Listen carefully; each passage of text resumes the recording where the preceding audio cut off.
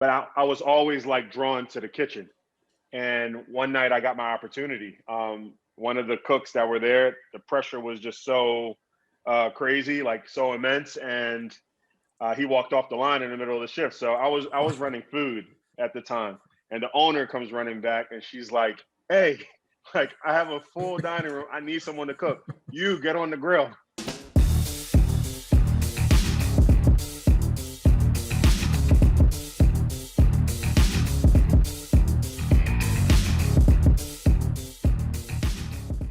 Hi, I'm Terrell Turner, the host of the Business Talk Library. And today I have another great guest on. And, it's not often that you find, people really innovating or people going into the space of CPG, because you hear a lot of people talking about, hey, how do I create a digital business or digital products? But there is still a very, very high demand for CPG products. So what I really wanted to do is bring on a guest that I saw his profile on LinkedIn, and I said, you know what? I definitely want to have this guest on, and I want to welcome Nahum. Welcome to the show. I'm excited to talk about your business, Go Oats. Thanks, Terrell, for having me. It's definitely an honor. When your request came through, I was like, "Yeah, heck yeah, I'll do it, sure." So yeah, thanks for having me. Awesome, awesome. Yeah, because one of the ways that I saw your profile, I guess, yeah, was I saw you had posted about you being on Shark Tank and that experience, and I was like, I definitely wanted to learn more because I will say I've watched the show Shark Tank before, and I usually don't see too many products like yours on the show as much. Yeah, So it's Oh, go ahead. Sorry. no, I was gonna say, if you can tell us a little bit about that. Sure.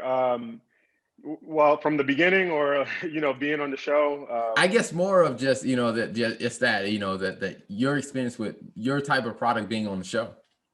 Yeah. So I think one of the cool things is, well, for Shark Tank and stuff, like they're always, their producers are amazing. Their casting producers, they're always like going out and finding out like new trendy items, things they think the sharks would want to invest in, and for us, we just happen to fall into that category.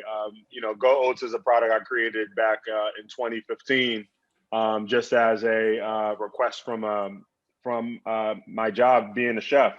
They wanted me to write a breakfast menu, and so oatmeal. Obviously, everybody is used to eating oatmeal. You probably had some for breakfast this morning, but I wanted to make it bite size in a way that so that it's portable. You can carry it on the go. At the time, we wanted something that our guests could walk around the hotel with without making a mess. And so, when Shark Tank reached out, I think they might have saw some of our advertising or something online, and yeah, I think that's what drew them to it because it's one of a kind. There's no other product like it on the market. Like I was saying earlier, traditional oatmeal is consumed with a spoon and a bowl. Our product, is bite size. It's frozen. All the ingredients you might put in your oatmeal at home, we do all the work for you. So still cut oats, which is a lot better than the instant or the rolled oats. We automatically cook it with milk, so you get your flavor, you get your dairy intake there. We add fresh fruit. We use real maple syrup. It's a really nifty, creative product, and so I'm just happy I was the one to come up with it. Awesome, awesome. Now, one of the things that I know is that people love a great, they love hearing the backstory. So, can we take a step back and just, how did you even come to, being a chef? Like, what was the inspiration? How did that journey unfold? Yeah. So my parents are from they're of Caribbean descent, and so when they came from Haiti, well, back when they were in Haiti, they had like their own farms, and so everything was like natural. You know, it was organic was the norm, and so they when they came here, so growing up, me and my siblings, like quality food was just always of importance. Nothing wrong with takeout, but we didn't do that very often. It was always like a home cooked meal, like every day of the week. And so at a very early age, like I was accustomed to uh, great food. And so, I knew I wanted to do either business or culinary, or law. Those were like the things I wanted to go into. And I think I was around 15 or 16. I got my first job as a busboy in a restaurant. And but I was always like drawn to the kitchen. And one night I got my opportunity. One of the cooks that were there, the pressure was just so crazy, like so immense, and he walked off the line in the middle of the shift. So I was running food at the time, and the owner comes running back, and she's like, "Hey, like I have a full dining room. I need someone to cook. You get on the grill." And I got back on the grill. I didn't know what I was doing, but the guys kind of coached me, and ever since then, that was like 14 years ago. No, probably 16 years ago. Ever since then, I've been cooking. And then from there, like I went to culinary school, got to work at some amazing places like the Four Seasons, Union League Club of America, W Hotels, Hyatt. And yeah, and so food has just always been in my blood. Wow. I mean, that has to be the very interesting experience, like I said, of one is just seeing somebody walk off in the middle of a rush. And then to be the person that gets pointed out to be like, all right, you fill their spot. Right. Yeah. It was. I remember like it was yesterday. Like, so one of the cool things is like being a food runner. You know everything. Like you're watching. You see everything. Like you're basically the quarterback from the opposite side. And so I think I was. It was just right place, the right time, and yeah. It and luckily for me, I enjoyed cooking, and so I got my first opportunity. Gotcha. Now, one of the things I'm interested in is, with Go Oats, I mean, it started off from, like I said, you being asked to solve a problem, as a chef being asked to solve a problem. What was it that gave you kind of, that unction, or the settled thought of like, you know what, this can be more than just, hey, me solving a problem just for, this hotel or just for this restaurant, but hey, this is actually bigger. What started to give you the indication about that? So yeah, so I think that's an excellent question. You know, as I mentioned earlier, law, business, and culinary and food were like the three things that I really loved, and so business was huge for me. Like I would sell, whatever it was, like jerseys and CDs, like whatever I could get my hands on. And so um, when when I was working at the hotel, this was for the grand opening ceremony. Uh, when they asked me to write the menu, number one, I automatically went back to my childhood, the way my mom made oatmeal for us, where she used milk instead of water, etc.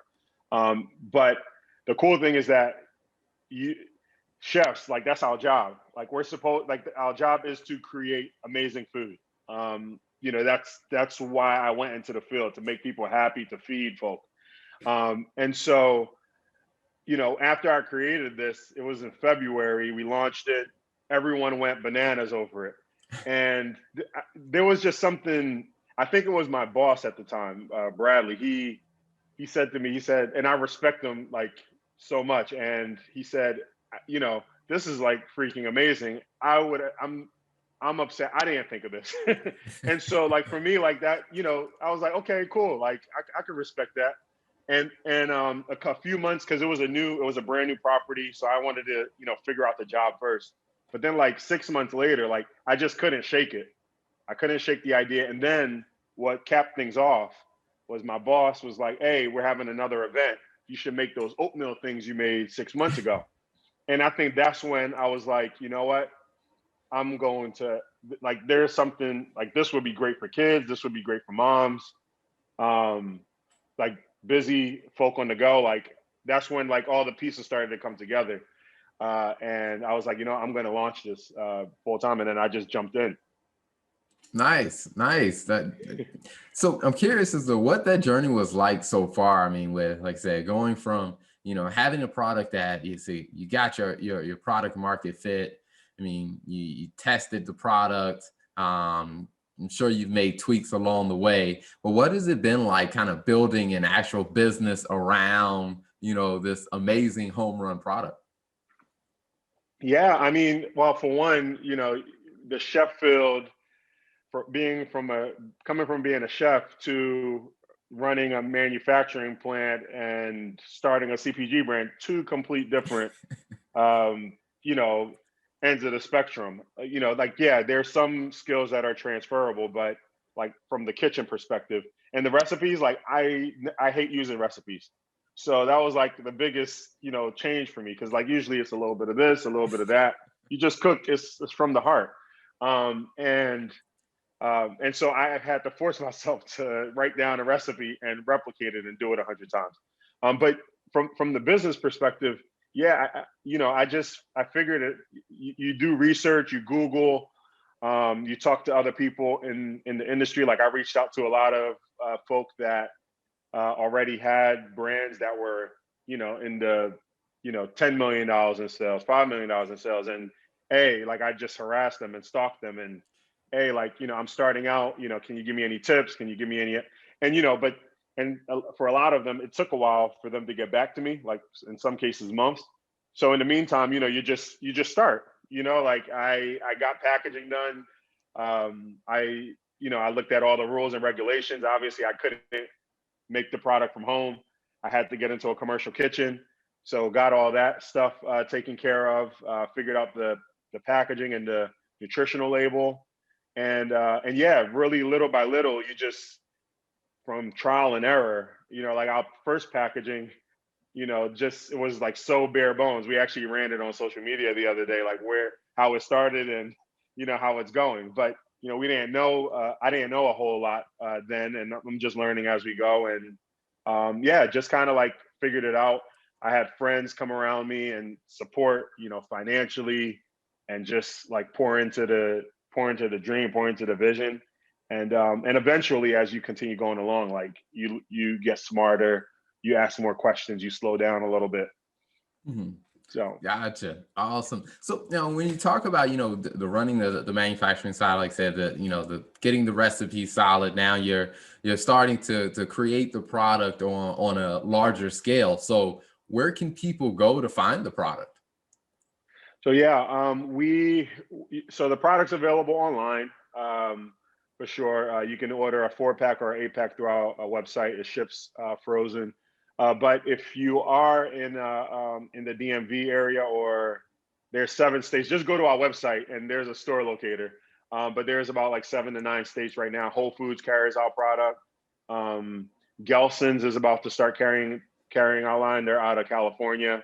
We're adding Fresh Market and several other, Sprouts is coming. There's several other brands, retailers that are about to pick it up. So, but yeah, online or look at our store locator and you can find a store near you. Awesome. What has that part of the journey been like like I said, getting your product in the store? There's this saying in the industry that it's one thing it's easy to get it on the shelf, but it's harder to keep it on the shelf. And so we're in this stage now. I don't want to say that it's been easy, because you get your nose every now and again, which is not always a bad thing. Um, it's every retailer has different standards and different attributes that they're looking for, trends that they're looking for, and so it just depends. I mean, for us, we were fortunate to be able to find favor with Whole Foods from the jump. Since 2017, they had a local bar that really loved it, got into a few stores, then they expanded us regionally to 62 stores, and so starting off with like Whole Foods is great with their standards. Like certain things you just can't have it in your, so that if you're gonna if quality is important to you, you start there. Like it kind of usually all the other retailers, like they fall in the same line. And so yeah, just every retailer is different. But I think the important thing is always just continuing to, we try to talk to as many, reach out, send emails, cold emails, whatever it is, try to get in front of as many as possible. So. Mhm. Gotcha. Something I think about, like we interviewed a couple people that have products that are they're sold in different stores, Like one was a natural hair care product line, and another was the company Love Good Fats, and they talked Yeah. about, you know, their journey of getting their products in, you know, these larger brand stores. And one of the things that you know that they all talked about is, you know, getting into the store, you know, you feel like you have a huge victory, but it's like staying into the store becomes the new level of operation that you got to think on. Oh yeah, it's like you celebrate. You know, my wife will tell me like, "Hey, you need to like celebrate the moment. Like you just got this big deal." And I'm like, it's like I'll be like this for like, you know, 30 seconds, and then like my face will get somber again because now I'm trying to figure out, okay, I just said yes to 500 stores. How the heck am I going to produce it? And it needs to be done in 30 days and all the logistics and, you know, okay, I need to have money to market it, et cetera, et cetera. So yeah, it's I can sympathize with them for sure. Awesome, awesome. So now, what's the website that people can go to? It's www.gooats.life. So not .com, but gooats.life, life. All right, awesome, awesome. Well, before we wrap up, you know, one of the things I'm curious about is, you know, as you think about where you've been and where you are now and the different things that are going on, what's two lessons that you would share with other business owners? Yeah, business owners or like even those that might be starting out, um, just entrepreneurship in general. So the first thing is, I think, I get well, if you're just starting out, you know, I think just my thing is that I've been preaching a lot lately is, hey, you just need to just do it. Um, don't worry about like not having the money. Don't worry about like not having the resources or the people, because I believe, you know, if you build it, people will come and the resources that you need will come. And so, um, you know, like when I started Go Oats, I didn't, you know, I wasn't necessarily thinking about how much money I needed. Like I knew it was going to be a ton, but fortunately, you know, different people have come around, like whether it was a friend or a business partner that, you know, I met along the way, and it just happened. But like if I would have stopped from the very beginning, from the onset, and said, you know, I only have $5,000 in my account, like, you know, that's not going to cut it, you know, then somebody else would have rolled out with the idea. And so I just and even now, like I'm not going to stop innovating. Like we have new lines that we're going to roll out soon. And you know, do we need more money? Do we need more cash? Most certainly. But I believe that those things are going to happen. Like as long as I have like the framework, the plan is written out, and his plan is clear. I believe everything that I need is going to fall into place. So I think that's both. It's if you're starting out, if you're already in it, you know, just keep driving the boat because nobody's going to drive your vision forward better than you are. And then the other thing too is, and this one's, I'm still teaching myself this, but it's just trusting the process and being patient. You know, I for one want things to happen like immediately. I email a buyer, I want a response back within, you know, within the day.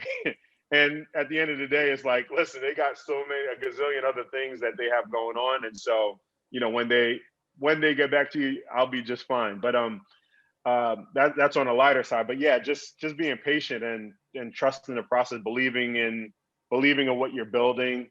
Um, you know, not having a knee jerk reaction to like the nose. So just being patient with it. I think there's a lot of good good things and blessing that comes from a no. Another saying is they say in CPG is a no doesn't really mean never. It just means not right now. And so you know, it's just like, hey, okay, they said no for this, that, and the third reason. Just go back to the drawing board. Maybe what they're saying is valid, and maybe you caught them on the wrong day. But you take it, you assess it. You know, never be arrogant about it, and just keep moving forward. Always keep driving the ship in forward motion, and so and take things, you know, take things as they just roll with it. Take things as they come. Will be my two go tos.